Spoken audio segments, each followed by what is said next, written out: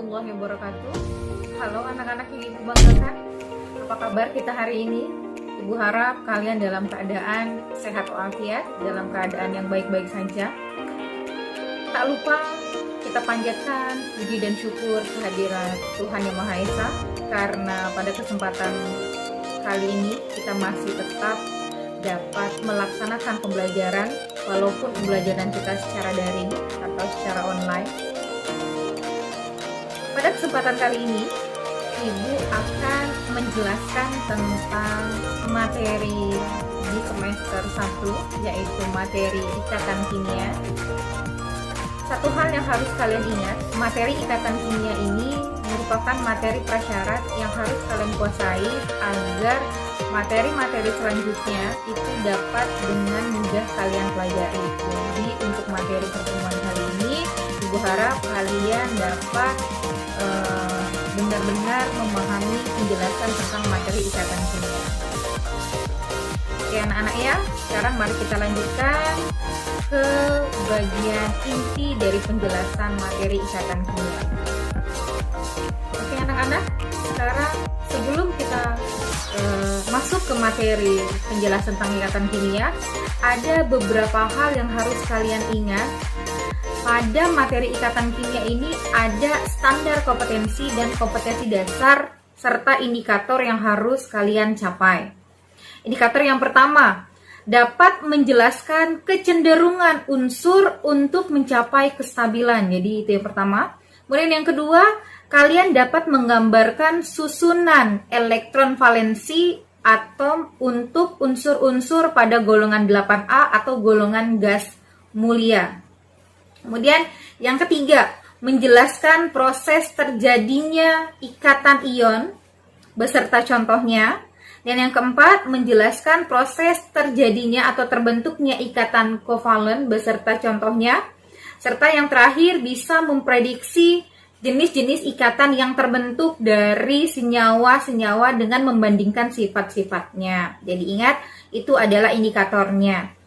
Ya anak-anaknya, sekarang kita akan masuk ke materinya. Sekarang boleh kalian lihat di sini ada materi. Nah, sekarang kita lihat di sini ada PowerPoint materi tentang kestabilan konfigurasi untuk gas mulia.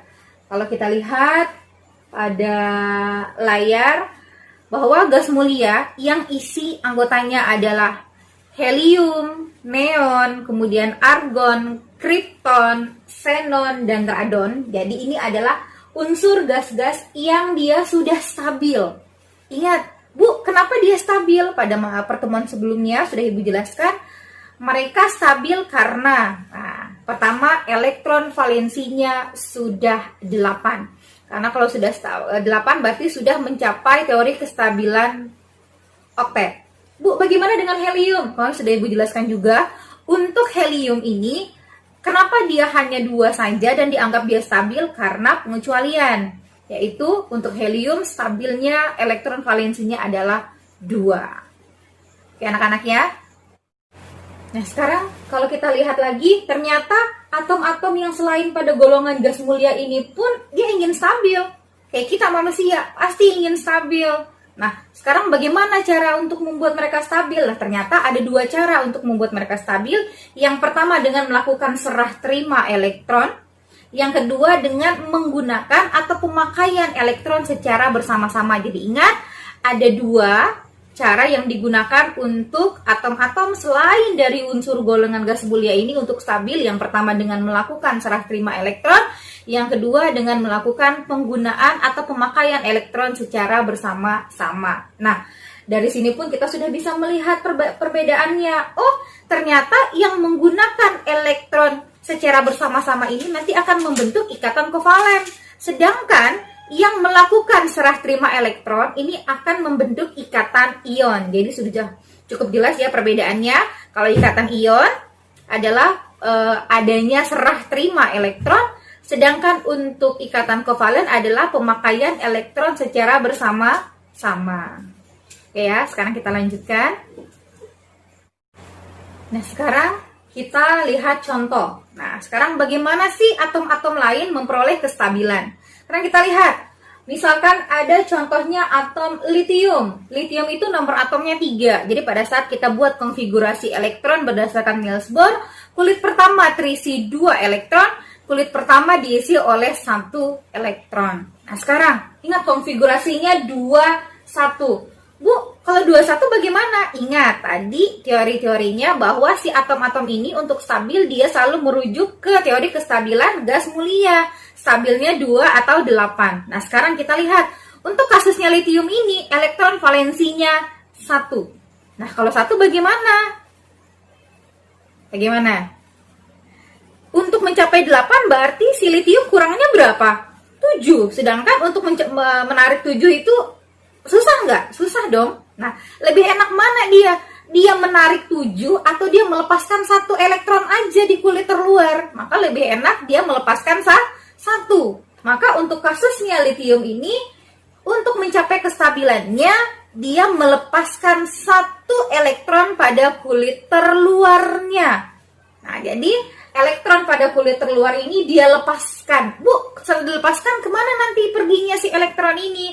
Nah, 1 elektron yang dilepaskan oleh litium tadi akan diterima oleh pasangannya. Siapa pasangannya? Tergantung nanti litium akan berikatan dengan siapa. Kalau litium nanti akan berikatan dengan H atau dengan atom hidrogen, maka nanti akan membentuk HLI ya. Nah, nanti si H mengambil 1 elektron yang sudah dilepaskan oleh litium. Sedangkan litium memberikan 1. Jadi nanti sama-sama stabil, yaitu stabilnya 2. Nah, tadi kasusnya litium, setelah dia melepaskan 1 elektron, ingat litium awalnya tidak bermuatan, netral. Setelah dia lepaskan 1 elektron, maka dia menjadi bermuatan positif, sehingga terbentuklah ion Li+ atau ion Li positif 1. Jadi ingat ya anak-anak ya. Oke. Sekarang kita lanjutkan ke contoh yang kedua. Nah, sekarang kita lihat untuk contoh yang kedua ada klor atau ada unsur Cl. Cl ini memiliki nomor atom 17. Nah, karena klor memiliki nomor atom 17, maka pada saat kita buat konfigurasi elektronnya menjadi 2, 8, 7. Di kulit pertama ada 2 elektron, di kulit kedua ada 8 elektron, dan di kulit terakhir ada 7 elektron. Nah, sekarang ingat, elektron valensinya atau elektron yang berada di kulit terluar ada 7. Sedangkan kalau merujuk ke teori kestabilan, stabilnya 8. Nah, terus bagaimana? Nah, lebih enak mana pertanyaannya? Lebih enak dia melepaskan 7 atau dia mengambil 1? Lebih enak yang mana? Kalau misalkan kalian nih mau lari misalkan, perlu teman nih, ternyata anggota kalian lebih 7.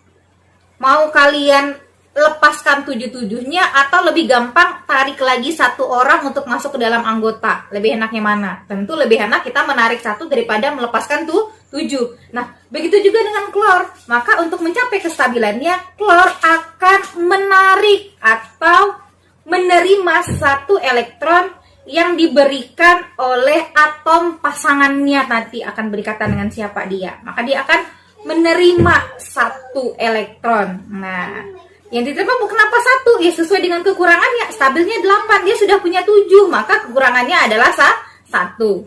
Sehingga karena dia tadi menerima 1, yang awalnya klor ini netral, karena menerima elektron, maka kelebihan elektron sehingga si klor akan menjadi bermuatan negatif. Sehingga terbentuklah Cl negatif 1 atau Cl-. Nah, Cl- ini dia sudah stabil. Oke anak-anak ya, sampai sini paham untuk contoh ikatan ion. Ibu sudah memberikan 2 contoh. Tadi sudah ada litium dan sekarang sudah ada klor. Nah, untuk menjelaskan lagi, biar kalian lebih paham lagi, Ibu akan jelaskan 1 contoh soal terakhir. Oke ya, sekarang kita lihat contoh soal yang ketiga. Nah, ini contoh yang ketiga. Ada atom kalsium atau Ca. Kalsium nomor atomnya 20. Pada saat kita bikin konfigurasi elektron 2, 8, 8, 2. Kulit pertama kita isi dengan 2 elektron, kulit kedua kita isi dengan 8 elektron, kulit ketiga juga kita isi dengan 8 elektron, dan kulit terakhir atau kulit keempat kita isi dengan 2 elektron. Nah, sekarang yang kita perhatikan adalah kulit terluarnya. Berapa elektron yang ada pada kulit terluar? Ya, yaitu ada 2 elektron. Nah, sekarang kalau kita merujuk ke teori kestabilan, lebih enak mana nih untuk kalsium? Lebih enak dia untuk menarik 6 supaya 8 atau dia melepaskan 2 biar stabil 8? Yang mana yang lebih enak dilakukan nih, yang lebih ringan? Maka tentu saja dia lebih enak untuk melepaskan 2. Jadi si kalsium melepaskan 2 elektron pada kulit terluarnya. Nah, setelah dia lepaskan, maka ingat, tadi awalnya dia netral, yang dia lepaskan elektron. Setelah dilepaskan elektron, maka menjadi bermuatan positif karena elektron di dalam si inti atomnya sudah berkurang kan jumlahnya. Otomatis kalsium akan membentuk ion positif sehingga si Ca akan menjadi Ca2+. Dan Ca2+ ini dia sudah stabil. Sekarang pertanyaannya, Bu, kenapa dia muatannya 2+? Tadi si Li kenapa muatannya hanya 1+? Nah, 1+ atau 2+-nya itu tergantung dari berapa banyak elektron yang dia lepaskan. Karena tadi dia melepaskan, si Li melepaskan 1, maka terbentuklah Li+. Sedangkan kalsium ini melepaskan 2, maka terbentuklah Ca2+. Bu, tadi bagaimana dengan kasusnya klor? Nah, klor kan tadi dia menerima. Karena dia menerima kelebihan elektron, maka bermuatan negatif. Oke anak-anak ya, sampai sini paham untuk penjelasan ikatan ion? Oke, kalau sudah paham, kita akan lanjutkan ke penjelasan tentang ikatan kovalen. Nah, oke anak-anak, sekarang Ibu akan jelaskan tentang ikatan ion dulu, penjelasan tentang konsep dari ikatan ion. Setelah tadi kita lihat teori kestabilannya. Sekarang, apa itu ikatan ion? Ikatan ion adalah ikatan yang terjadi antara atom yang melepaskan elektron atau unsur logam dengan atom yang menangkap elektron atau unsur non-logam. Jadi bisa dikatakan bahwa ikatan ion ini adalah ikatan yang terbentuk antara unsur logam berikatan dengan unsur non-logam. Pada saat ada logam, ada non-logam berikatan, maka akan terbentuklah ikatan ion. Jadi ingat sekali lagi, ikatan ion adalah ikatan yang terjadi antara atom yang bermuatan. Bukan yang bermuatan, antara atom yang melepaskan elektron dengan atom yang menerima elektron. Jadi ingat, yang melepaskan elektron tadi adalah unsur logam, sedangkan yang menangkap elektron adalah unsur non-logam. Sekarang kalau kita lihat pada contoh, lihat di layar ada contoh ikatan untuk litium oksida atau LiO2. Sekarang kita lihat. Mula-mula unsur Li dengan konfigurasi elektron 21, dia ingin stabil. Nah, tadi sudah ada contoh pada konfigurasi bagaimana agar dia stabil. Maka si Li akan melepaskan 1 elektron pada kulit terluar sehingga membentuk Li+. Nah, sekarang bagaimana dengan oksigennya? Nah, oksigen dengan nomor atom 8 pada saat kita bikin konfigurasi elektronnya 26. Maka elektron valensinya adalah 6. Untuk stabil berarti dia kekurangan 2 elektron. Sehingga si O akan mengambil elektron yang sudah dilepaskan tadi oleh litium. Nah, sekarang karena oksigen ini 6, kurangnya berapa? 2. Sedangkan dari 1 unsur litium dia memberikan berapa? Memberikan 1. Maka dapat kita simpulkan bahwa agar dia stabil, atom O ini memerlukan 2 atom Li. Sehingga terbentuklah Li2O. Tanda 2 itu adalah indeks. Dia menunjukkan bahwa si litium ini jumlah atomnya adalah 2. Oke, sampai sini paham untuk ikatan ion? Kalau paham, kita lanjutkan. Nah, sekarang bisa kita lihat animasinya. Awalnya ada Li pertama dan Li kedua. Li pertama ini sama, dia melepaskan 1. Li kedua juga melepaskan 1. Nah, maka ada oksigen yang siap menampung elektron yang sudah dilepaskan tadi oleh Li. Masing-masing Li melepaskan satu-satu, sehingga Li yang pertama melepaskan satu, Li yang kedua juga melepaskan satu, maka masing-masing si elektron yang dilepaskan oleh ini tadi ditangkaplah oleh si atom oksigen, sehingga kedua-duanya antara Li maupun oksigen sudah sama-sama stabil.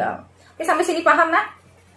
Oke ya, sekarang kalau sudah paham, kita lanjutkan. Nah, sekarang kita lihat ada contoh yang kedua, yaitu contoh ikatan antara natrium dan klor atau natrium klorida. Nah, natrium klorida ini yang sering kita konsumsi sehari-hari, yaitu disebut dengan garam dapur. Nah, sekarang kita lihat ikatan antara natrium dengan klor. Yang pertama kita bahas natrium terlebih dahulu. Natrium nomor atomnya 11. Kalau kita lihat konfigurasi elektronnya adalah 281. Artinya elektron valensi di kulit terluarnya ada 1.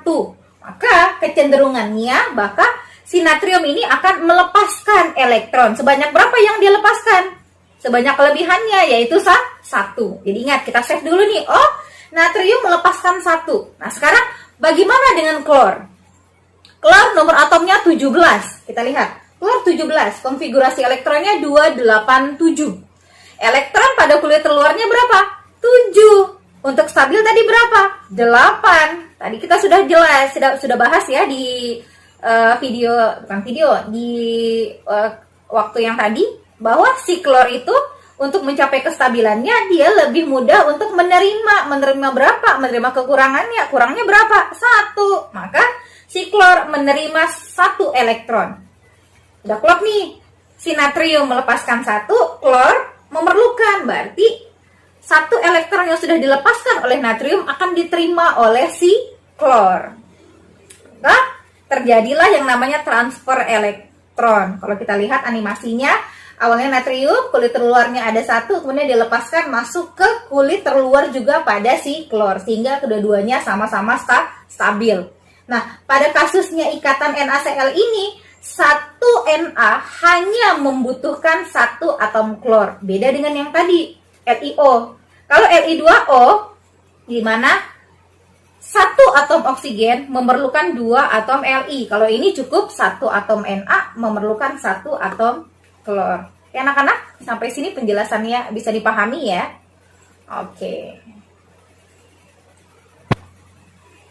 Oke, sekarang kita masuk ke ikatan kovalen. Ikatan kovalen adalah ikatan atom yang melakukan pemakaian atau penggunaan elektron secara bersama-sama. Umumnya, yang melakukan penggunaan elektron secara bersama-sama ini adalah unsur-unsur yang sifatnya, ingat, non-logam. Berarti, ikatan kovalen adalah ikatan yang terjadi antara ion non-logam berikatan dengan ion non-logam. Kalau ikatan ion tadi, ikatan ion terjadi atau terbentuk antara senyawa logam dengan senyawa yang non-logam. Kalau kovalen kebalikannya, non-logam berikatan dengan non-logam. Sekarang kalau kita lihat, oh ternyata ikatan kovalen ini terbagi menjadi beberapa. Ada yang disebut dengan ikatan kovalen tunggal, ikatan kovalen rangkap 2, ikatan kovalen rangkap 3, dan ikatan kovalen koordinasi. Sekarang Bu, apa tuh bedanya? Yang ikatan tunggal, ikatan rangkap 2, rangkap 3, dan ikatan kovalen koordinasi. Nah, sekarang kita lihat contoh di bawah. Ada contoh pembentukan ikatan kovalen tunggal. Sekarang kita lihat, ada ikatan antara atom hidrogen dengan atom hidrogen. Nah, ternyata atom H berikatan dengan atom H, di mana atom H ini sama-sama sifatnya yang non-logam. Ingat, kalau sudah non-logam berarti dia akan menerima elektron. Sekarang kita lihat atom H, ini juga atom H. Nah, 2 atom H yang saling berdekatan sehingga membentuk ikatan molekul H2. Kenapa H2? H yang pertama elektron valensinya 1. Yang ini juga elektron valensinya 1, sama-sama kekurangan. Agar dia stabil 2, maka yang atom hidrogen pertama memerlukan elektron pada atom hidrogen yang kedua. Sehingga karena tadi ini satu, ini juga satu, mereka berikatan sehingga stabil menjadi dua. Dan ikatan yang terbentuk adalah satu aja garisnya, maka dikatakan sebagai ikatan tunggal. Kenapa? Karena ikatannya yang berikatan elektronnya hanya satu atau satu pasang, maka dikatakan sebagai ikatan kovalen tunggal. Nah, sekarang bagaimana Bu dengan ikatan kovalen rangkap 2 ataupun rangkap 3? Nah, logikanya kalau yang tunggal hanya satu pasang elektronika, maka kalau yang rangkap 2 dan rangkap 3, berarti ada 2 dan ada 3 ikatan rangkapnya. Oke ya, sekarang kita lanjutkan ke ikatan kovalen rangkap 2 biar lebih paham. Nah, sekarang kita lihat nih, ikatan kovalen rangkap 2. Ikatan kovalen rangkap 2 adalah ikatan rangkap 2 pasang. Nah, artinya ada 2 pasang elektron yang menggunakan elektron secara bersama-sama. Sekarang kita ambil contoh, yaitu ikatan antara atom O dan atom O membentuk O2. Tadi ingat? Atom O nomor atomnya 8, konfigurasinya 26, berarti elektron valensinya 6, kekurangan berapa? Kekurangannya adalah 2 elektron. Berarti atom O pertama kekurangan 2, atom O yang kedua juga kekurangan 2. Berarti untuk stabil maka atom O yang pertama akan menarik 2 elektron agar dia stabil 8, atom O yang kedua juga sama menarik 2 juga sehingga terbentuk ikatan rangkap 2. Kalau kita lihat, nah bagian bawah ini yang berwarna hitam orange pada saat mereka berikatan, nah ini yang disebut dengan ikatan kovalen rangkap 2. Oke anak-anak ya, sekarang kita lanjutkan ke ikatan kovalen rangkap 3. Bagaimana dengan yang rangkap 3? Sekarang kita lanjutkan ke ikatan kovalen rangkap 3. Nah, ikatan rangkap 3 artinya adalah ikatan dengan 3 pasang elektron milik bersama, artinya penggunaan elektronnya sebanyak 3 pasang. Biasanya untuk rangkap 3 digambarkan dengan ada garis strip sebanyak 3. Nah, kita lihat contoh. Contohnya adalah penggunaan pada ikatan antara atom nitrogen, tentu sifatnya non-logam, juga berikatan dengan nitrogen yang juga sama-sama non-logam. Kita lihat, untuk nitrogen dia memiliki nomor atom 7. Pada saat kita buat konfigurasi elektronnya adalah 25. Ingat, 25. Artinya elektron terakhirnya ada 5. Kalau ada 5, untuk stabil 8 kurangnya berapa? Tentu kurangnya 3. N pertama kekurangan 3, N yang kedua juga kekurangan 3, sehingga masing-masing kurangnya 3 ini dia akan membentuk ikatan, maka terbentuklah ikatan rangkap 3. Kalau kita lihat yang hitam orange ada 3 biji tuh, titik-titiknya 3, nah itulah yang disebut dengan ikatan rangkap 3. Oke, paham ya anak-anak ya? Perbedaannya antara ikatan tunggal, ikatan kovalen rangkap 2, dan ikatan kovalen rangkap 3. Perbedaannya Ibu jelaskan lagi. Untuk ikatan kovalen tunggal artinya hanya ada 1 pasang saja. Kalau ikatan rangkap 2 artinya terbentuk 2 pasangan ikatan, biasanya dilambangkan dengan garis 2. Kalau ikatan rangkap 3 artinya ada 3 pasangan elektron yang digunakan dan biasanya dilambangkan dengan adanya 3 garis seperti ini. Oke ya, paham ya? Sekarang kalau paham kita lanjutkan ke ikatan kovalen koordinasi. Apa tuh Bu? Sekarang mari kita lihat penjelasannya. Sekarang kita lihat penjelasan mengenai ikatan kovalen koordinasi. Apa itu ikatan kovalen koordinasi? Adalah ikatan kovalen di mana pasangan elektron yang dipakai bersama itu berasal dari satu atom yang berikatan. Ingat, yang digunakan secara bersama berasal dari satu atom yang berikatan. Artinya yang satu dia nggak punya elektron. Maka dia hanya nimbrung aja. Nimbrung biar dia stabil. Ingat ya, hanya dari satu pasang aja. Jadi tidak dari keduanya, tapi hanya dari satu aja. Misalkan nih, Ibu punya motor. Ibu punya motor.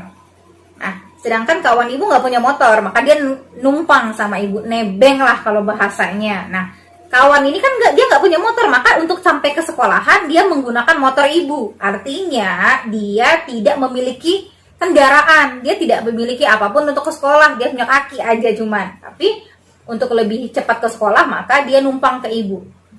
Makanya itu yang disebut dengan ikatan kovalen koordinasi. Jadi elektron yang digunakan hanya berasal dari satu atom saja. Oke, paham ya? Nah, sekarang kita lihat contohnya. Misalkan pembentukan ikatan kovalen koordinasi dari atom NH4+. Nah, NH4+ ini berasal dari atom amonia atau NH3 berikatan dengan H+ membentuk NH4+. Sekarang kita lihat struktur Lewisnya. Sekarang kita lihat yang diberikan tanda panah di mana titik 2 itu adalah PeB atau pasangan elektron bebas dari si NH3 ini. Artinya si NH3 memiliki satu pasang atau memiliki 2 elektron bebas yang tidak digunakan untuk berikatan dengan atom yang lain. Sedangkan si sedangkan si H+, nomor atomnya 1. Dan 1 ini sudah dia berikan, maka dia bermuatan positif. Artinya dia tidak memiliki lagi elektron. Sedangkan dia pengen stabil juga, gimana caranya nih? Nah, maka si H ini, si H+, dia menggunakan PeB yang ada pada si NH3 itu tadi. Si NH3 dia punya apa? Punya satu PeB. Maka satu PeB-nya ini dia bagikanlah dengan si H+ tadi. Sehingga, nah kalau kita lihat tanda panah yang ini, tanda panah ikatan antara si N dengan H yang berasal dari H+ tadi, ini yang disebut dengan ikatan kovalen koordinasi. Kenapa? Karena elektronnya ini hanya berasal dari atom N saja, tidak berasal dari kedua atom.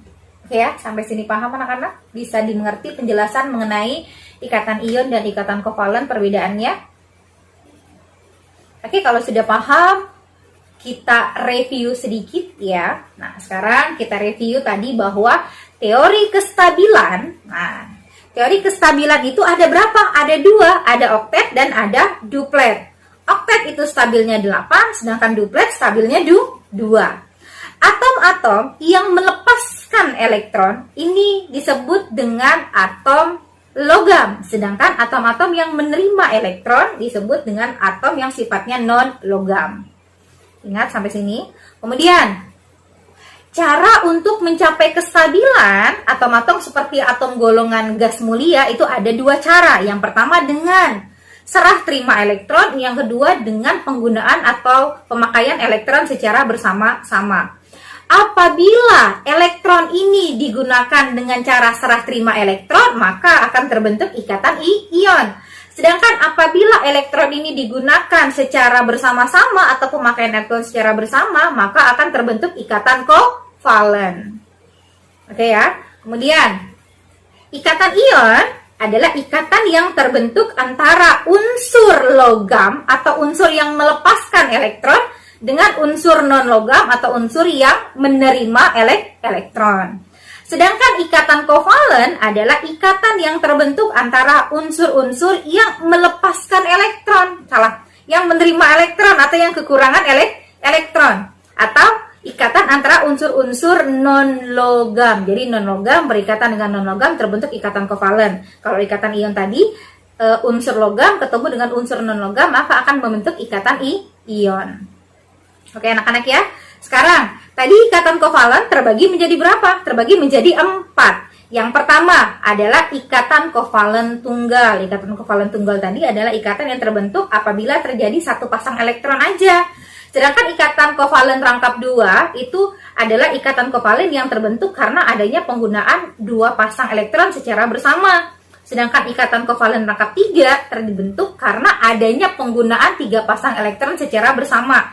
Sedangkan ikatan kovalen koordinasi adalah ikatan kovalen yang dimana elektron yang digunakan secara bersama-sama hanya berasal dari satu pasang elektron saja.